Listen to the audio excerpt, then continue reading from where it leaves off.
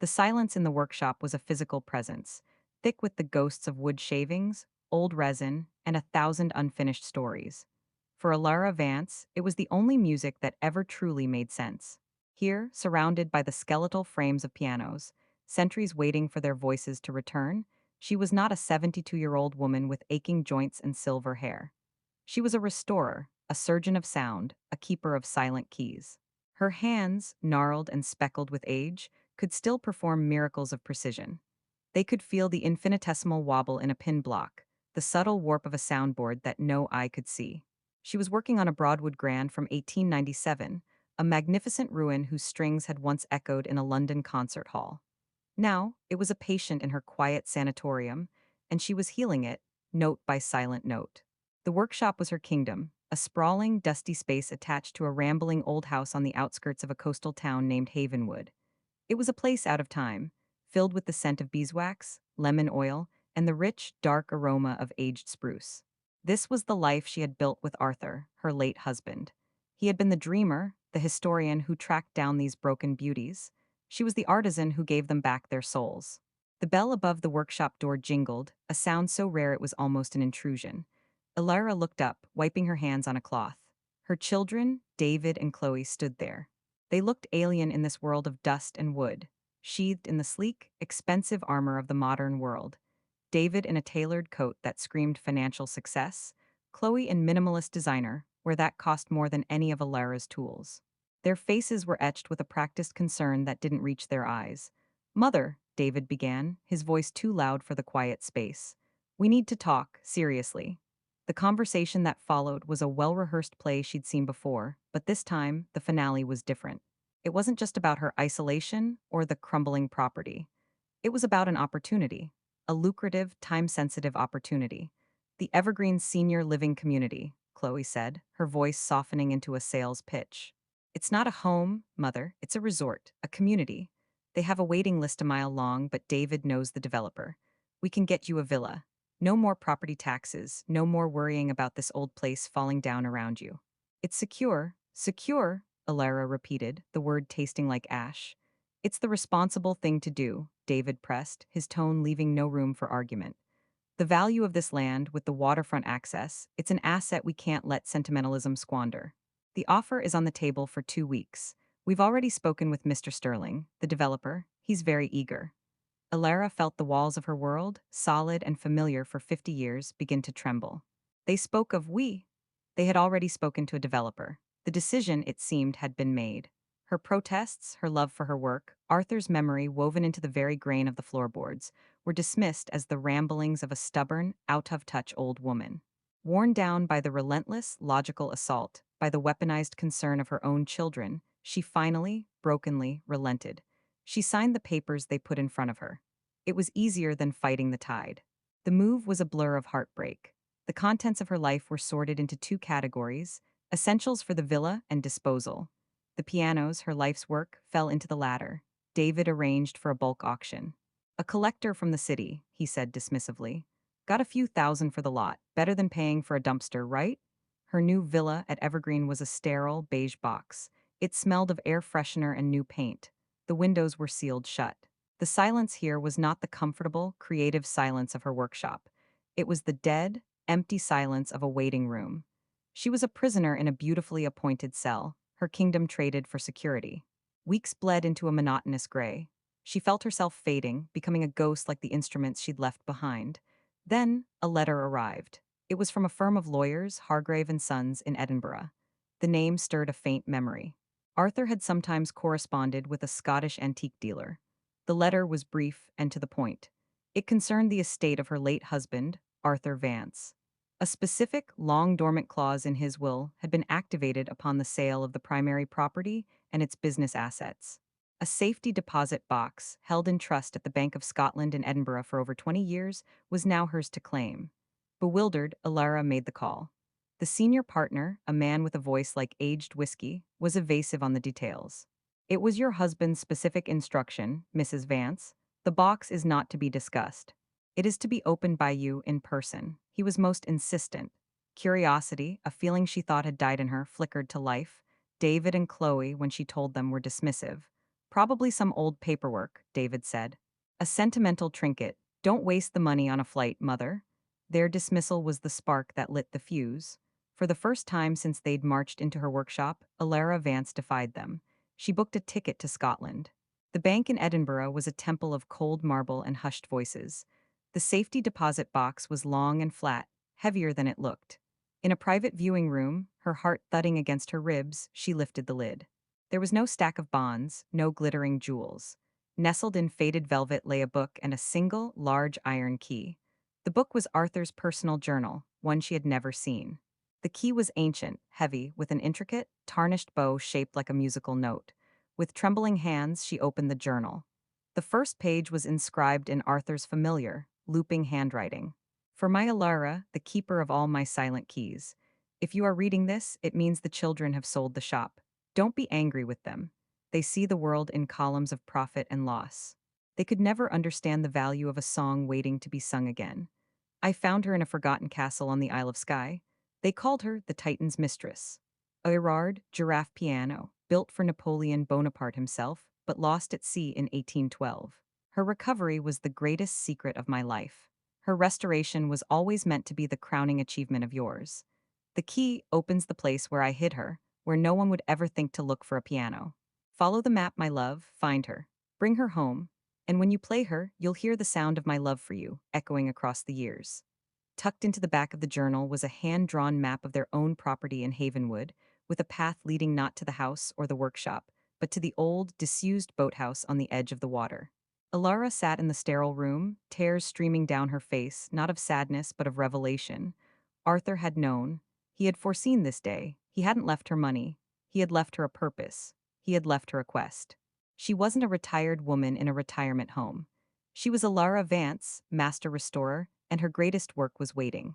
Chapter 1, The Return. The beige villa felt even smaller when Elara returned. The air was stifling. The map, spread out on the generic dining table, was a splash of vibrant life in the dead room. It was a detailed sketch of the coastline behind her old house, marking a path through the rocky shore to the boathouse, a structure she had always considered an eyesore, useful only for storing old nets and broken oars. Arthur had written a single word next to the boathouse. Beneath, getting there was the first challenge. The property was now behind the secure gates of the new development, Sterling Shores.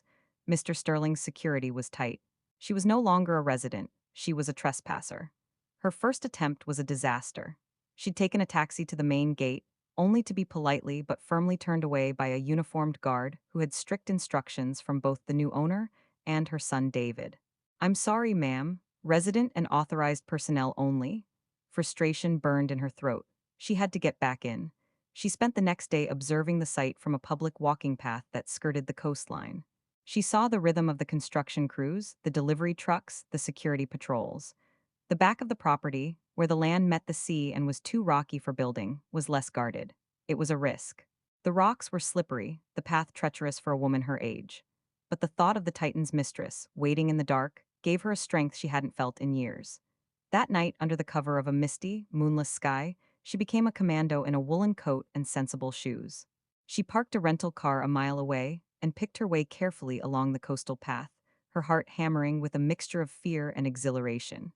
Using a small flashlight, she found a break in the temporary fencing where the land met the water. She was in. The familiar landscape was now alien, scarred by earth movers and skeletal frames of new houses. Her home was gone. The workshop was a pile of rubble. The sight was a physical blow, but she didn't have time to grieve. She followed the map, her flashlight beam dancing over the ground made unfamiliar by construction, until she found the path down to the boathouse. It was more dilapidated than she remembered, the wood rotting, the roof sagging. The door was padlocked, a new, shiny padlock. Sterling's doing. For a moment despair threatened to swallow her, but then she remembered. Arthur had always been prepared.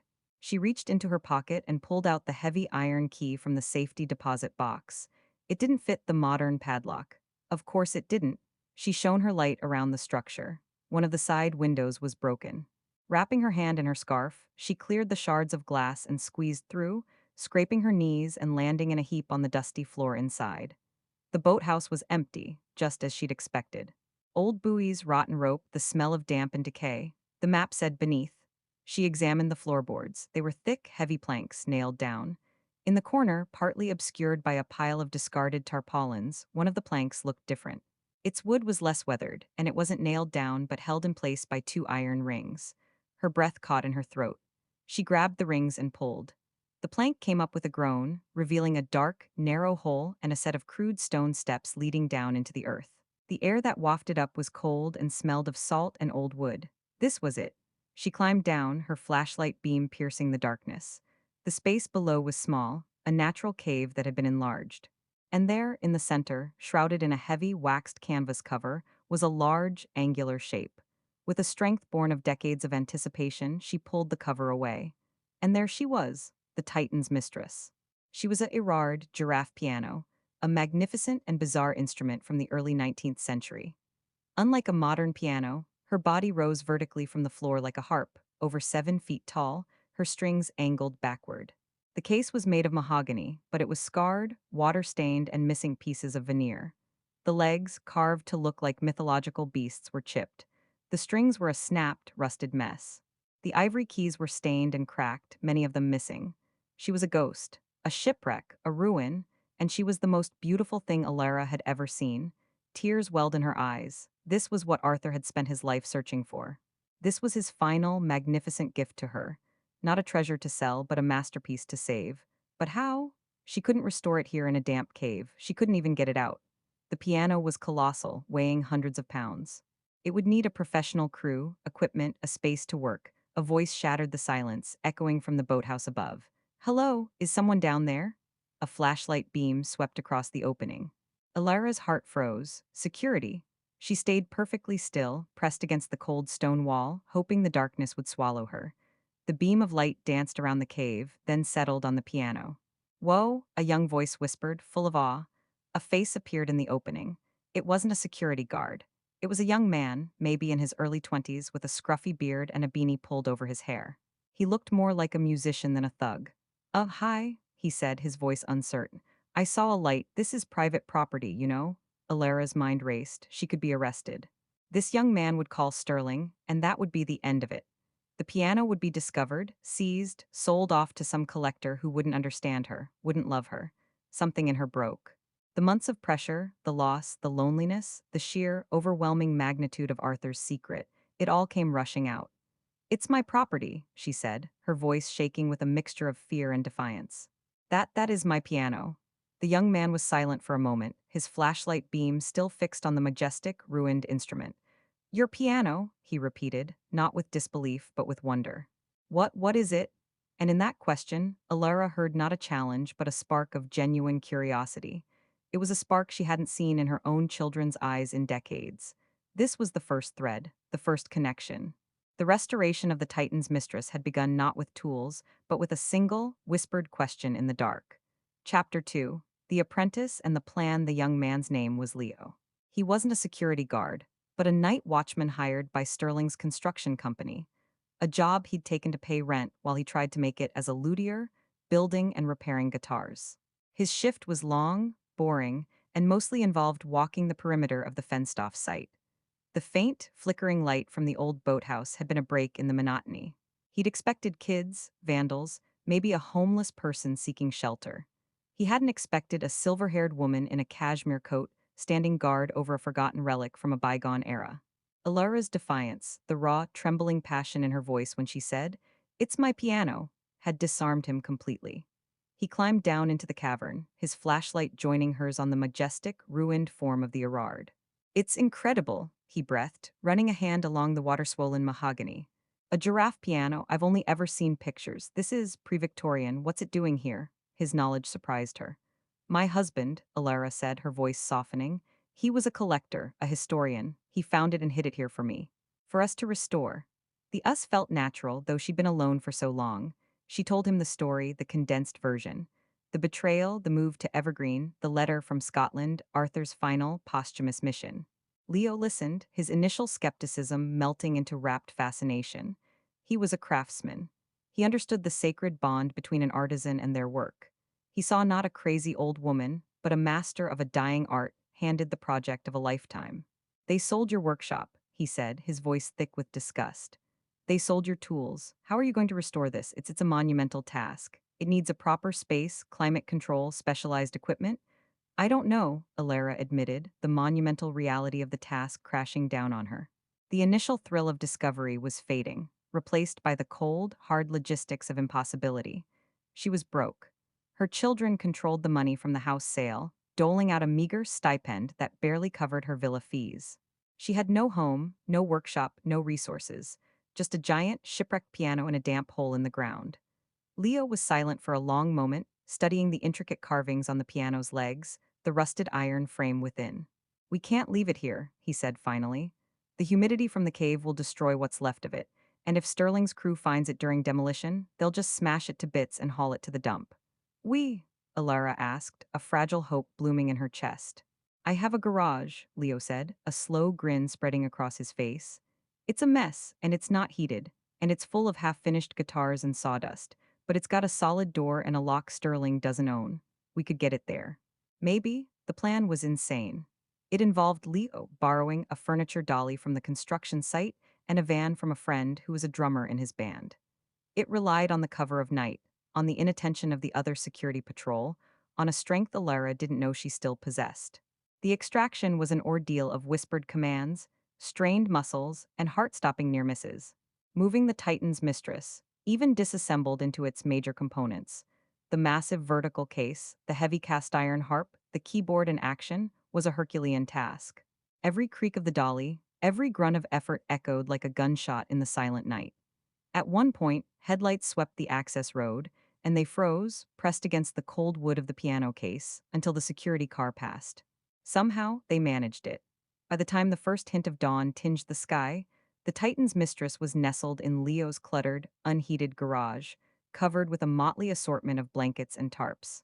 Elara stood amidst the sawdust and guitar necks, her body aching, her clothes filthy, and felt a surge of triumphant joy she hadn't felt since Arthur was alive. They had done it. Step one was complete. The following days settled into a new, clandestine routine. Elara would take a bus across town to Leo's modest rented house, a journey that felt like traveling between two different worlds. The sterile, orderly streets of Evergreen gave way to a neighborhood with overgrown gardens and peeling paint, a place with character and life. The garage was a far cry from her old workshop. It was cold, the light was poor, and the tools were geared for guitar work, not the monumental task of piano restoration. But it was a sanctuary. Leo proved to be a quick and eager student. His knowledge of wood and stringed instruments provided a foundation, and Alara began his real education, teaching him about the particular soul of a piano, the complexity of the action, the science of the soundboard, the alchemy of harmonics. Their first task was assessment. Together, they began the painstaking process of documenting every inch of the piano. Alara's skilled fingers probed and tested, while Leo took notes and photographs. The news was both better and worse than she'd feared. The case, while scarred, was structurally sound. The magnificent carvings could be repaired. The real problems lay within. The soundboard, the heart of the piano, had a long crack running through it, a fatal wound for most instruments. The pin block, which held the tuning pins, was compromised by moisture. The strings were a total loss. The action, the intricate mechanism of hammers and dampers, was a frozen, rusted jungle. It's impossible, Leo murmured one afternoon, staring at the cracked soundboard in the dim light of a single hanging bulb. You can't just glue a soundboard back together. The tension of the strings is measured in tons. It'll just split again. This needs a master, a specialist with a full shop. Elara didn't answer. She was running her fingers over the wood, feeling the hairline fracture. Erard used alpine spruce for his soundboards, she said, her voice distant, almost trance-like. He sourced it from the same forest as the great violin makers. The grain is tight. It has memory. She looked up at Leo, her eyes alight. It can be saved, not replaced, but saved. There are techniques, old techniques. It involves humidification, carefully controlled pressure, and a special resin my teacher in Vienna used. No one does it anymore. They just replace. But to replace this would be a sacrilege. In that moment, Leo saw her not as a sweet old lady, but as a repository of arcane, almost magical knowledge. She wasn't just a restorer, she was a high priestess of a forgotten faith, but knowledge alone wasn't enough. They needed money, they needed tools, they needed specific materials. Rare woods, specialty strings, felt of a specific density, ivory for the keys, or an acceptable legal alternative. Elara's mind turned to Arthur's journal. She had been so focused on the map, she hadn't read it fully. That night, back in her sterile villa, she pored over it. It was more than a love letter, it was a historical document. Arthur had chronicled his search for the Titan's mistress, a decade-long obsession that had taken him from archives in Paris to shipwrecked divers in the Hebrides. He detailed the piano's provenance. Commissioned by Napoleon for Empress Josephine, lost in a storm off the Scottish coast while being transported, its legend fading into obscurity. And then she found it. Tucked into the back pages, a list. It was an inventory of parts Arthur had already begun to acquire for the restoration, items he had stored for safekeeping not in the boathouse, but in a different location entirely. A storage locker in the city, rented under a pseudonym, paid for 20 years in advance. The key for it was also in the safety deposit box. She had mistaken it for a simple house key. The next day, they went to the storage facility. The unit was small, but packed floor to ceiling with boxes. They contained a treasure trove. Bundles of century-old, hand-forged piano wire from Germany, blocks of rare Brazilian rosewood for the keys, sheets of precious ivory, with meticulously documented pre-band certificates, and calfskin for the hammer coverings. There were also specialized tools, a tuning hammer of forged steel, custom-made soundboard clamps, and a set of delicate, hand-finished voicing needles. It was a restorer's dream, but it wasn't enough. They still needed a proper space, a climate-controlled environment to stabilize the piano. Leo's garage was a death sentence for an instrument this delicate. The solution came from an unexpected direction. During one of her bus journeys, Elara noticed a for lease sign in the window of a closed-down bookstore in a quiet, slightly shabby part of town. The space was small, but the windows were large, and it had a solid-looking back room. Most importantly, it was cheap. A wild idea began to form. She couldn't just restore the piano, she had to build a new life around it, a life that was truly hers. Using the last of her personal savings, a small fund her children didn't know about and couldn't touch, she leased the bookstore. It was a reckless, terrifying gamble. Leo thought she was crazy. But Elara Vance, for the first time since her husband's death, felt utterly sane. They moved the Titan's mistress, piece by precious piece, in the dead of night, from the garage to the back room of the old bookstore. Leo built heavy insulating curtains for the windows and installed a second-hand humidifier and dehumidifier to control the climate. They set up workbenches, hung lights, and moved in Arthur's treasure trove of parts. One evening, as they were assembling the new space, Leo hung a simple, hand-painted sign on the door. It read, Vance and Son Restorers of Musical History. He pointed to the second part. Son, he said, shrugging, a little embarrassed. It's a good name, and well, my dad wasn't really around. You're teaching me more than he ever did. Elara felt a lump form in her throat. She had lost two children, but the universe, in its strange way, had sent her another. The new workshop was a revelation. It was small, and they were on a shoestring budget, but it was theirs. Word began to spread through the local music community about the old woman and the young luthier who had set up shop in the old bookstore. They started getting small jobs, a tuning, a sticky key on an upright piano, a cracked sound hole on a vintage guitar. The money was meager, but it was a start.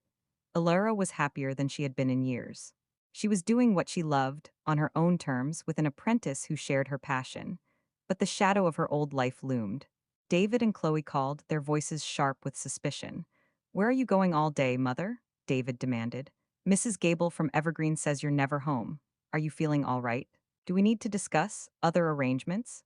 They thought she was losing her mind, wandering the streets. The idea that she was secretly running a business and restoring a lost national treasure was so far beyond their comprehension that it never even occurred to them.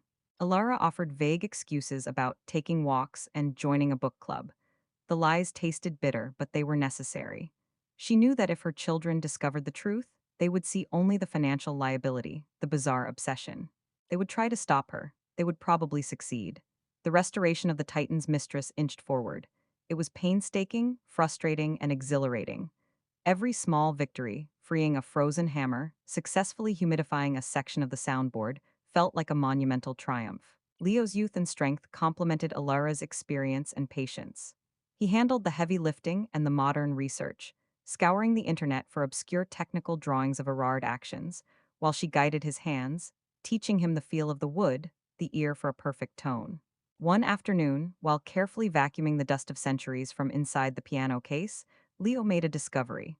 Tucked into a hidden compartment under the keyboard, a space likely meant for storing sheet music, was a small, oilskin pouch. Inside was not sheet music, but a collection of yellowed letters, tied with a faded ribbon, and a single, large, flawless blue diamond. The letters were written in French in a delicate, feminine hand. They were love letters to Napoleon, passionate and intimate, signed with a single initial, J. Josephine. The diamond, glittering coldly in the palm of Leo's hand, was worth a fortune. It was the final, staggering secret the Titan's mistress had been keeping. Elara and Leo stared at each other, the unspoken question hanging in the dusty air. This changed everything. This was the kind of treasure her children would understand. This could pay for the best restorers in the world. This could set them both up for life. Leo was the first to speak, his voice hushed.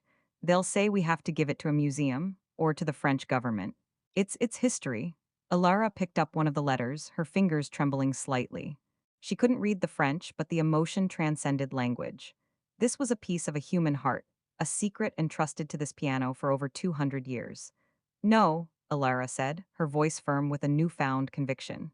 This isn't for a museum vault, and it's not for us to sell. This is part of her story. The Titan's mistress's story, it stays with the piano. She looked at the diamond, then at the magnificent, silent instrument. Arthur hadn't just left her a piano to restore. He had left her a story to finish, a legacy to protect. And for the first time, Elara Vance knew, with absolute certainty, that she was going to win. Chapter 3. The diamond's shadow, the blue diamond, cool and impossibly heavy in Leo's palm, seemed to suck all the sound from the room. The gentle hum of the dehumidifier, the distant traffic noise from the street outside, it all faded into a high-pitched silence. It was no longer just a restoration project. They were now custodians of a priceless, potentially dangerous piece of history. We can't tell anyone, Elara said, her voice a tight whisper. The initial awe had been replaced by a cold, sharp fear. Not a soul, Leo. This changes everything. Leo nodded, his face pale. He was a luthier, a craftsman. His world was one of wood grain and string tension, not international art theft and historical claims. The French government, if they found out, they would seize it, and the piano. They'd call it a national treasure, which it is, and it would vanish into a museum basement in Paris, never to be seen or heard again. Alara's mind raced. And that's the best case scenario. The worst case is that someone less scrupulous finds out. We could be robbed. Worse. Carefully, almost reverently, Leo placed the diamond back into its oilskin pouch. The letters, with their flowing, passionate script, felt like a live wire. They were holding Josephine Bonaparte's secrets. The weight of it was terrifying. Alara's solution was pragmatic. She retrieved a small, heavy-duty lockbox from beneath her workbench, one that had once held her most delicate tuning tools. The pouch went inside, along with Arthur's journal for good measure. She kept the key on a chain around her neck, hidden beneath her blouse. The physical weight of it against her skin was a constant reminder of the secret they now carried. The discovery lit a fire under them. The Titan's mistress was no longer just a magnificent ruin. She was a silent witness to a love story that had shaped empires. She had to sing again. The work in the bookstore intensified, becoming an all-consuming obsession. Leo began spending nights on a cot in the back room, so consumed by the work he often forgot to go home.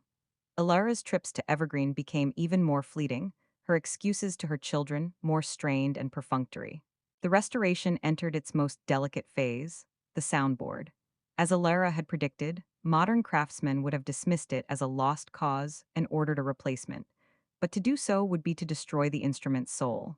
The soundboard was its heart, its lungs, the very thing that gave it its unique voice. A new one would make it just a replica. Using the custom clamps from Arthur's storage locker and a slow-drying, flexible resin recipe her Viennese master had sworn by, they began the agonizing process. It was a ballet of precision and patience. They would humidify a small section of the cracked spruce to make the wood fibers pliable, apply minute amounts of resin, then clamp it with just enough pressure to close the fracture without stressing the surrounding wood. They could only work on a few square inches a day. The process took weeks. During this time, the outside world began to intrude.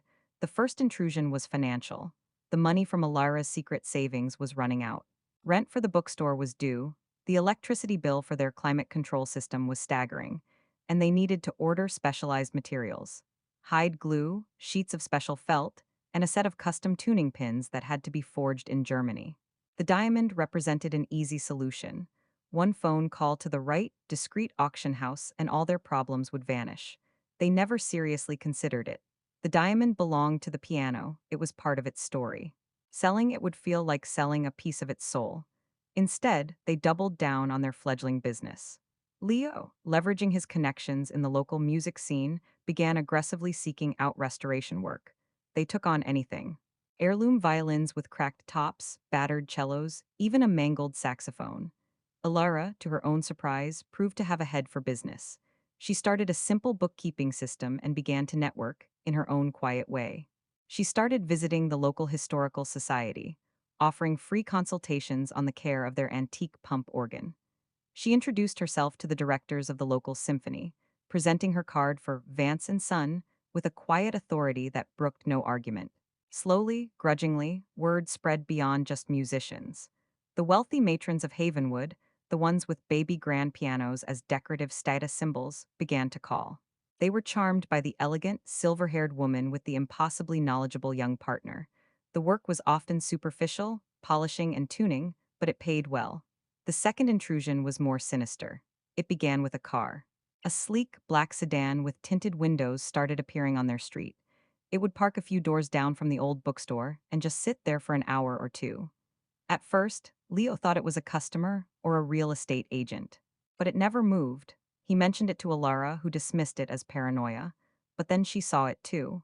A few days later, a man came into the shop. He was in his 50s, dressed in an expensive but understated suit. He had the calm, watchful eyes of a predator. "I understand you specialize in unique restorations," he said, his voice smooth. His eyes weren't on Alara or Leo. They were scanning the workshop, taking in the tools, the half-finished guitars, the heavy curtains shielding the back room. "We handle a variety of instruments," Alara said, her guard instantly up. "I'm particularly interested in French instruments," the man continued, a faint smile on his lips. "From the Empire period. A friend told me you might have come across something extraordinary." The air went out of the room. Leo froze, a chisel in his hand. Alara's heart hammered against her ribs. A friend? Who? The only people who knew were herself, Leo, and Arthur, who was decades in his grave. "I'm afraid I don't know what you're talking about," Elara said, her voice remarkably steady. "We have a Girard square piano from 1880 waiting for collection, if that's of interest." The man's smile didn't reach his eyes. "No. Not that, I think you know what I mean, the lost one, the one that sank with the Elias."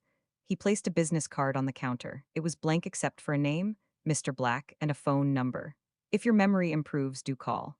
The offer will be generous." He left, the bell on the door jingling cheerfully behind him. Leo let out a breath he didn't realize he'd been holding. How did he know? How could he possibly know? Elara picked up the card, her hand trembling slightly. Arthur's search wasn't a secret. He corresponded with dealers, historians, divers. Word must have lingered in certain circles. "This Mr. Black isn't a collector. He's a acquirer." The word hung in the air, heavy with implication. The incident shook them deeply. Their sanctuary had been violated. The Titan's mistress was no longer just their secret. That night, Leo installed a sophisticated security system on the bookstore's doors and windows, financed by their last remaining funds. The sense of peaceful purpose was gone, replaced by a low-grade, constant anxiety. The third and most devastating intrusion came from her family. David and Chloe arrived at Evergreen unannounced. Elara had just returned from a long day at the bookstore, her clothes smelling of wood shavings and hide glue. She'd barely had time to change out of her work smock. "Mother," David said, his voice cold. He didn't bother with pleasantries. "We need to talk about your activities." Chloe looked uncomfortable, unable to meet her mother's eyes. "People are talking, Mom. You're never here. You're distant. We're worried." "I've been busy," Elara said, her mind racing. How much did they know? "Busy?" David's laugh was sharp, humorless. "We know about the lease, Mother, the old bookstore. Did you think something like that wouldn't show up? That we wouldn't find out you're draining your resources on some fantasy?" So that was it. They had found the financial records. They didn't know about the piano. They just thought she was wasting money. "It's not a fantasy," Elara said, drawing herself up to her full height. "It's a business, a restoration workshop. I'm working." "Working?" David sneered. "You're a 72-year-old woman. You were supposed to be resting, enjoying your retirement, not playing with tools in some dusty shop. It's embarrassing. What will people at the club think?" The concern wasn't for her well-being, it was for their own social standing. The realization was a fresh wound. "It's my money, David, and it's my life." It's family money, he shot back. Money from the sale of the family home. And we will not stand by and watch you squander it on a foolish hobby because you're lonely and confused. The word confused hit her like a slap. It was the same word they'd used when they'd first suggested Evergreen. I am not confused, Elara said, her voice dangerously quiet. We've spoken to Dr. Evans, Chloe interjected softly, referring the facility's managing doctor. We're concerned about your judgment.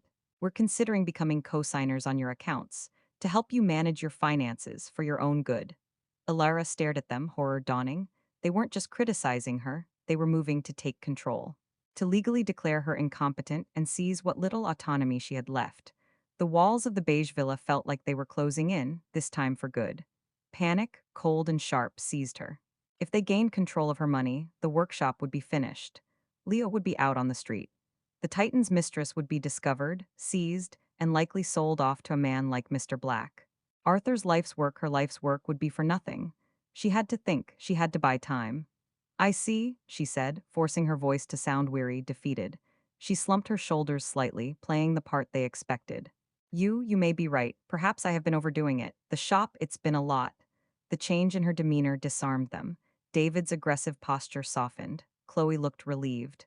We just want what's best for you, Mother, Chloe said. I know, Elara whispered. Give me a week to wrap things up, to cancel the lease properly. Then we can discuss the accounts. David studied her face, looking for signs of deception. Seeing only the tired old woman he expected, he nodded curtly. 1 week, then we handle this, properly. They left, satisfied that order had been restored. The moment the door closed, the defeated posture vanished. Elara stood straight, her eyes blazing with a fire Leo would have recognized. It was the fire of the woman who had stared down a priceless diamond and a smooth-talking acquirer without flinching. They had given her a week. 1 week to save her life's work. She went to the hidden lockbox and took out the oilskin pouch. She didn't remove the diamond, but she took one of Josephine's letters. She didn't need to sell the diamond, but she needed to use its story. The next morning, she dressed not in her work clothes, but in a simple, elegant suit she hadn't worn in years. She took a bus across town, not to the bookstore, but to the most imposing building in Havenwood. The offices of the Havenwood Chronicle, the local newspaper. She asked to see the culture and arts editor.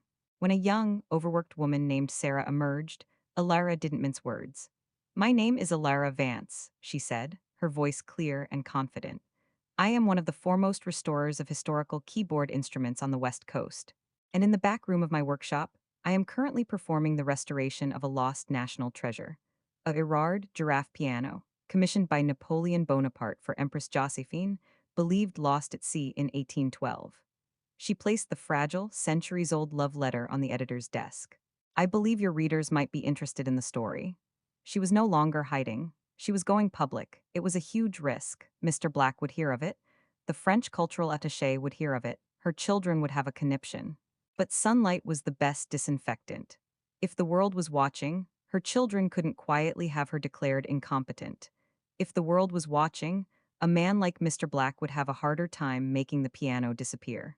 It was a gamble, but Elara Vance, backed into a corner, had decided to stop playing defense. The final, most delicate stage of the restoration was about to begin, and she would do it under the glare of the spotlight. Chapter 4. The unflinching light Sarah, the arts editor, stared at the letter on her desk as if it were a live coal. Her initial skepticism, the default setting of any journalist presented with an outlandish claim, evaporated as her eyes traced the faded, elegant script. She didn't need to read French to recognize the raw, intimate emotion pouring from the page, or the weight of the historical artifact itself. Napoleon, she breathed, her professional detachment crumbling. You have it here. In Havenwood, the piano and its story are in my care, Elara said, her voice calm but her heart thundering. She had just thrown a stone into a still pond, and the ripples would now be beyond her control. I believe it's a story worth telling, not just for its value, but for its history, for the love and the loss it represents. The next 48 hours were a whirlwind. Sarah, sensing the story of a lifetime, assigned her best features writer and a photographer. They came to the old bookstore, their presence a jarring contrast to the quiet, dust-moted sanctuary of the workshop. Leo was initially terrified, a deer in the headlights, but Alara's serene authority steadied him. She directed the narrative, focusing on the craftsmanship, the historical significance, the painstaking art of restoration. She showed them the cracked soundboard, the intricate action, the majestic, scarred case. She spoke of Arthur's lifelong search, framing it as a romantic quest. She was careful, so careful, to never once mention the diamond. That secret remained locked away, its existence known only to her and Leo. The photographer's flashes illuminated the Titan's mistress from her long slumber. The feature writer, a young man named Ben with a genuine passion for history, listened, rapt, as Elara explained the difference between Viennese and English actions, the significance of the giraffe design. The article dropped 2 days later. The front page of the Havenwood Chronicle's weekend edition was dominated by a stunning, high-contrast black and white photograph of Elara's hands, gnarled and wise, gently cradling one of the piano's beast-carved legs. The headline was a work of art in itself. The Maestro's Last Sonata. Local restorer gives voice to Napoleon's lost piano. It was more than an article. It was a love letter. It wove together the threads of Arthur's obsession, Alara's expertise, the piano's tragic history, and the modern-day miracle of its discovery and restoration. It painted Elara not as a confused old woman, but as a brilliant, dedicated artisan, a keeper of fading flames. Leo was cast as the faithful, talented apprentice, a new generation learning the old ways. The effect was instantaneous and electrifying. The phone at the old bookstore began to ring and didn't stop. Calls came from local TV news stations, from national NPR affiliates, from music historians, from documentary filmmakers.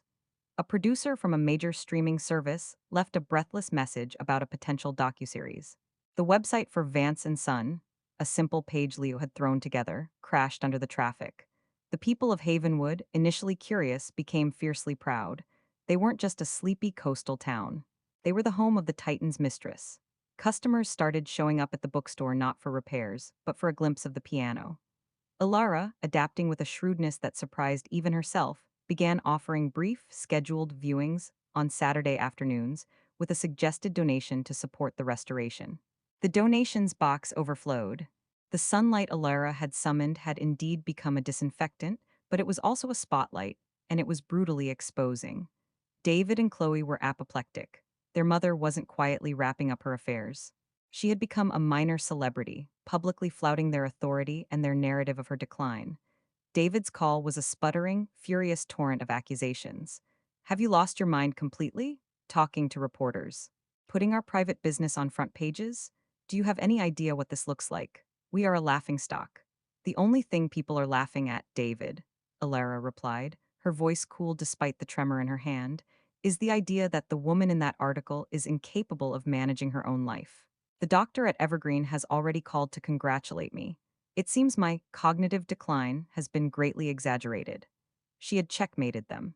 In the glare of positive public attention, their move to seize her finances would now look exactly like what it was. A cruel, greedy power grab. They were forced to retreat, seething with a humiliation that was entirely of their own making. But the brighter the spotlight, the darker the shadows it cast. Mr. Black did not disappear, he evolved. A new man appeared a week after the article ran. He was younger, more polished than Mr. Black, dressed in the understated uniform of a cultural attaché. He introduced himself as Monsieur Durand from the French Cultural Ministry. His credentials looked impeccable. Madame Vance, he said, his English flavored with a perfect Parisian accent. A remarkable discovery, incroyable. The ministry is, of course, thrilled. The Titan's mistress is a vital piece of our patrimoine, our national heritage. He was charming, knowledgeable, and his questions were razor sharp. He didn't offer to buy. He spoke of cooperation, of repatriation for public display, of the immense honor it would be for Elara to be the one to return her to France. Elara's guard was up, but his performance was flawless. He expressed genuine awe at the restoration work. Then, almost as an afterthought, he mentioned, of course, the historical record speaks of accoutrements, personal effects of the Empress, placed within the instrument for safekeeping on its journey. I don't suppose? The question hung in the air. He was probing for the diamond.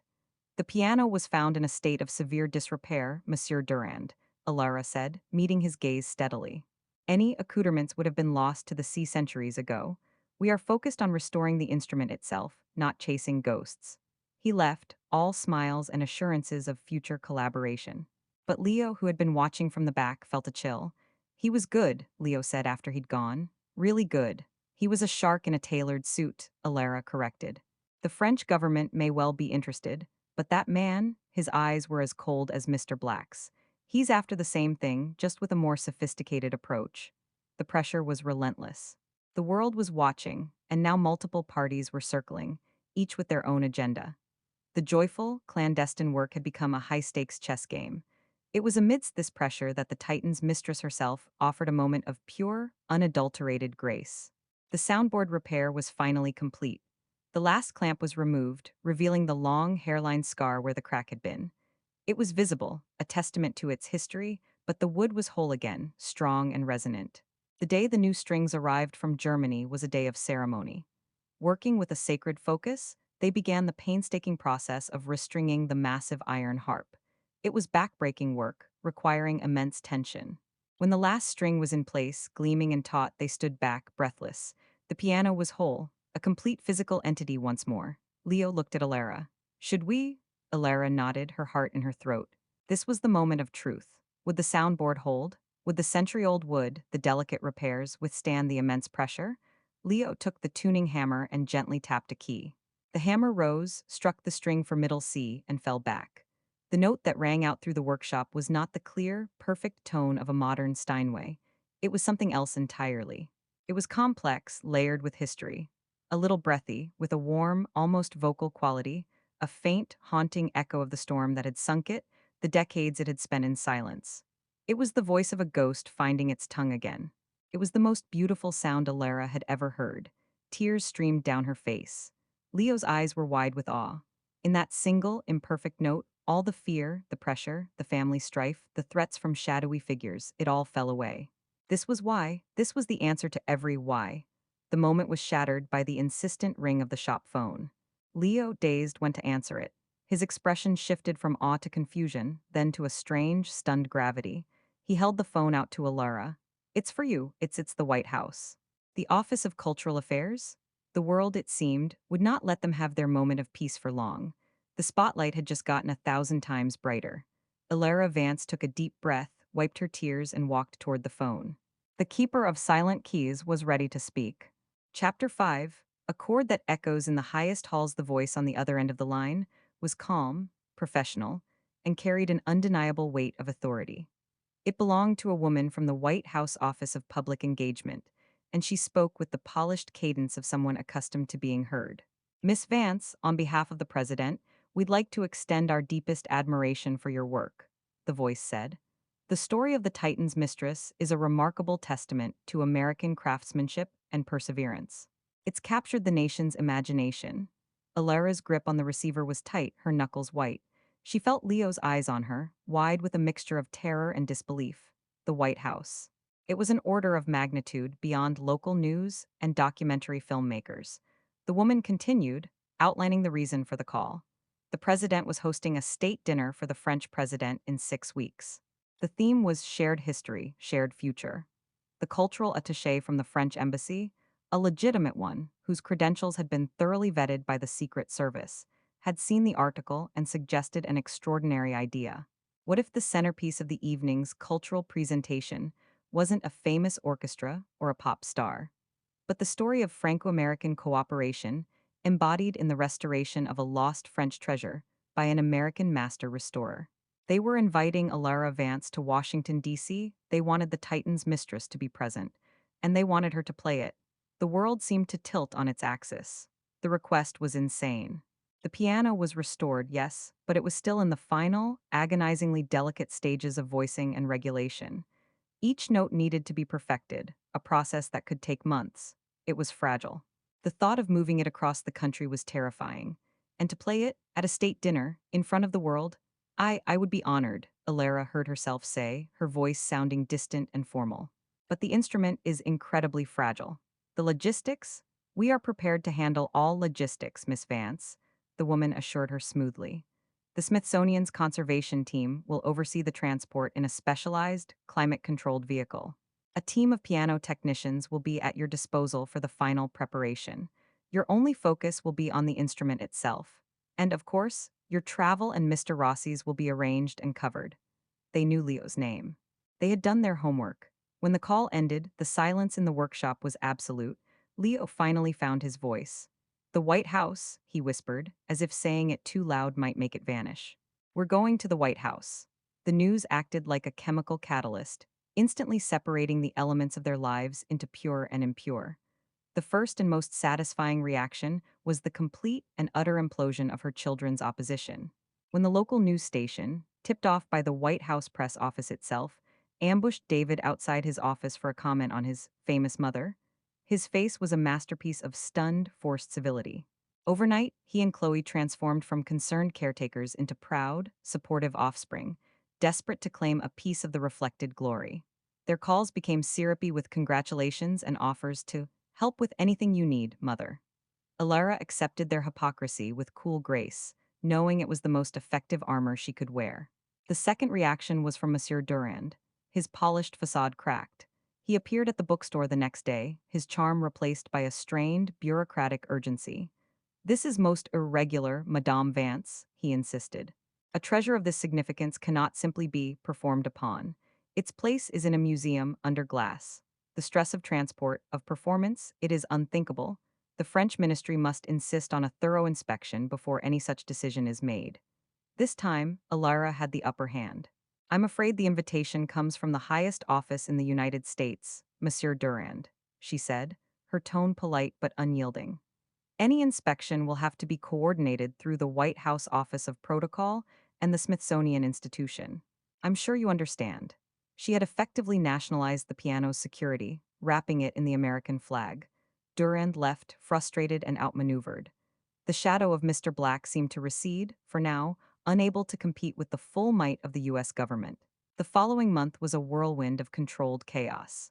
The Smithsonian team arrived, and Elara watched with a mixture of anxiety and awe as they carefully, reverently, cocooned the Titan's mistress in a custom-built, shock-absorbent crate, its interior monitored for humidity and temperature. It was a far cry from the night they'd smuggled it out of the boathouse on a stolen dolly. The journey to Washington, D.C. felt like a dream. They were put up in an elegant hotel. A team of the best piano technicians in the country awaited them in a specially prepared room in the East Wing. For a week, Elara and Leo worked alongside them, fine-tuning the instrument. It was a master class in collaboration. The White House technicians were brilliant, but they deferred to Elara's intimate, instinctual knowledge of this specific piano. She was the conductor, and they were her virtuoso orchestra. The night of the state dinner arrived. Elara stood in a simple, dark velvet gown, feeling more nervous than she had in her entire life. Leo, looking uncomfortably handsome in a rented tuxedo, stood beside her as they were led to the East Room. The Titan's mistress stood proudly on a low platform, bathed in a soft spotlight. She looked magnificent, her mahogany glowing, her strange, vertical form a sculpture of history and music. The room was a sea of power and prestige. Presidents, ambassadors, senators, CEOs. The air hummed with murmured conversation and the clink of crystal. Elara's children were there, seated at a distant table, their faces pale with awe. Then it was time. An introduction was made, telling the story of the piano, of Arthur's quest, of Elara's restoration. The spotlight found her. A hush fell over the room. She walked to the piano, her heart pounding. This was it. Not just a performance, but the culmination of her husband's dream, her life's work. A defiance of everyone who had ever dismissed her as old, useless, or confused. She placed her hands on the keys, the ivory cool and familiar under her fingers. She didn't play a complex sonata. She chose a simple, haunting piece by Francois Couperin, a contemporary of the piano's birth. It was a melody Josephine herself might have known. The first chord rang out, clear and true. The sound was unlike anything the room had ever heard. It was intimate and vast, warm and slightly melancholy, filled with the whispers of the past. It was the sound of a love letter written in wood and wire, finally delivered after 200 years. She played flawlessly. The music filled the magnificent room, holding the most powerful people in the world in a spell of absolute silence. In that moment, Elara wasn't a 72-year-old woman. She was a vessel, a medium through which history itself was speaking. As the last note faded into a profound, respectful silence, she looked up. Her eyes met those of the French president. He had tears in his eyes. He stood and began to clap, a slow, deliberate applause that was instantly joined by everyone in the room, a thunderous wave of approval and awe. It was a triumph, an unqualified, absolute triumph. After the dinner, the French president sought her out. Through an interpreter, he expressed his profound emotion. "You have not restored an instrument, Madame Vance," he said, his voice thick with feeling. "You have resurrected a soul. France is in your debt." Then he did something unexpected. He did not demand the piano's return. Instead, he said, "This piano story has become an American story, too, a story of dedication and love. While it will always be a part of French heritage, we believe its home, for now, should be with the woman who gave it back its voice." It was a stunning, generous concession. The Titan's mistress was hers. The following days were a blur of interviews and accolades. Elara and Leo returned to Havenwood as heroes. The old bookstore was now a pilgrimage site. Offers poured in. Book deals, speaking tour, offers from museums around the world to host the piano. But Elara felt a strange, quiet settle over her. The summit had been scaled. The battle had been won. Now she faced a new question: what next? She sat in the workshop with Leo. The familiar scent of wood and glue a comfort after the glittering chaos of Washington. "They all want a piece of her," Leo said, sifting through the pile of offers. "The Met, the Getty, the Musée de la Musique in Paris?" Alara nodded, looking at the piano, which seemed to bask contentedly in the soft light of the workshop. "She's not a trophy to be put on display," she said softly. "She was built to make music, to be played." An idea, slow and beautiful, began to form in her mind. She thought of the practice rooms at Evergreen, sitting empty. She thought of the underfunded music programs in the local schools. She thought of the lonely, the elderly, the people who needed the solace of music but had no access to it. She stood up, a new purpose straightening her spine. "We're not going to sell her. We're not going to loan her to a museum," she declared, her voice firm. "We're going to keep her right here." Leo looked at her, puzzled. "Here? We're going to expand," Alara said, her eyes shining. "We'll turn the front of the bookstore into a small concert hall, a performance space, not for big, stuffy events, for the community, for students, for anyone who needs to hear her." She walked over to the piano and ran a hand along its case. "She's been silent for 200 years. She shouldn't be silent again. Her music shouldn't just be for presidents. It should be for everyone." The Titan's mistress had been a symbol of lost love, of historical intrigue, of personal triumph. Now, Alara would make it something more, a gift. A source of music and wonder for the town that had embraced her, and for the world that had listened. The restoration was complete. The next movement was about to begin.